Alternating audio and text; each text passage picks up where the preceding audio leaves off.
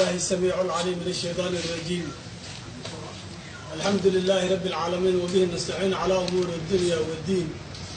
وصلى الله وسلم على سيدنا محمد وعلى آله وصحبه أجمعين. أيها الأخوة السلام عليكم ورحمة الله وبركاته.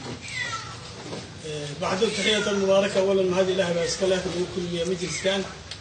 الحمد لله رب العالمين لنا. وثانيا waxaan daba socdaa salaadiinka igu horeysay dibkay mareen waan marayaa barnaamijka nagaan oo sida suldaanka markii hore furay u sheegay waan cambaareen barnaamijka ay ku kacday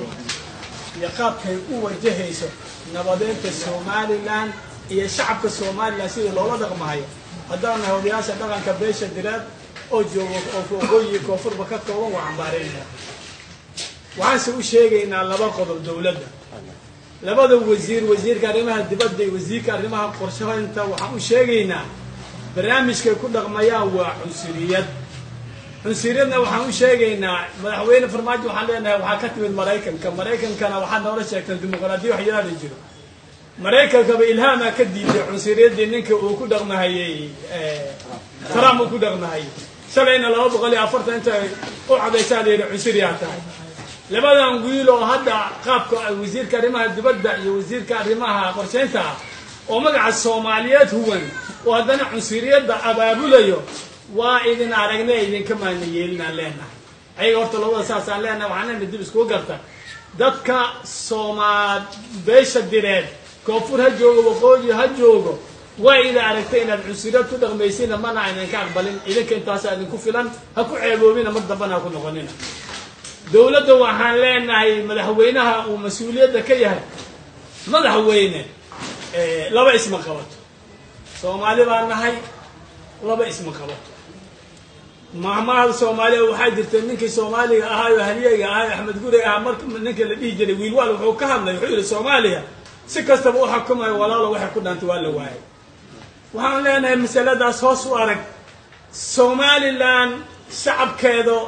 iyo madaxdeedaba laguma dhaqmi kara awoodan kugu keeni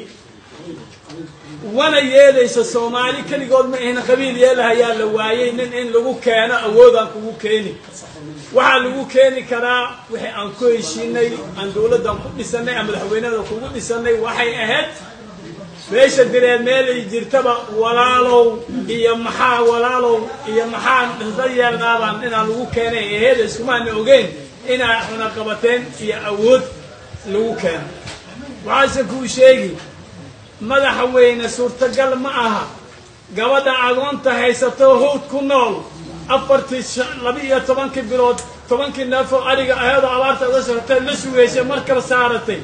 وإلا الحاج علي بان وديبتو بريبا اللي كاني إن شاء الله دور عن كدينا وعن كبختين بدل عسل حدادا حدنا وحن روا الصومالي إنا نحكمه أولي بدر إنا نحكمه أو تضباطا إياه سد حردمان أو در أو مسؤولية بالبلد شعب إلى سدادي طبعا قبل تجانا وسو درعة عن حكم يا مدحوينا أو هاي إنا تلاهي كما أنا أقبل من أنا كايو تلسو جديد وعن تلكسو جديد يا مدحوينه اسمه قوطن خolaha nina shacabka direed meel kasta ba joogo ama ha ahaade siyaasi xolaha kama aqliyada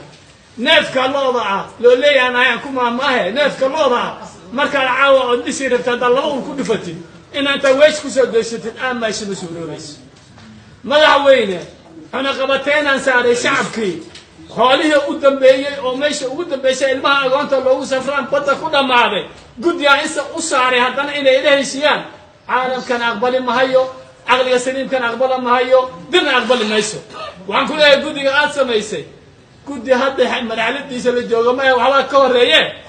jidka aan ku heshiinay Soomaali wax isku dirsatay oo dir wax kugu dooratay oo markii 70 iyo intaas door ku doorteen حسرده هذا كتاعن دولة دالو أو موجودة سياسات أنا أنا كبري نقولون كوتا غيرنا ما أنا كايلين عجلة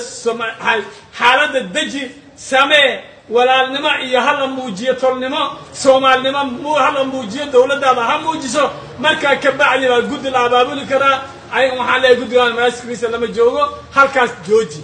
laba kamana aqli xumin xoolihii la garaacay oo weesha lagu soo daayay saci kama aqli xumin waxna waan fahmaynaa guddiga waxaan leenahay allah idin naxariista iscazila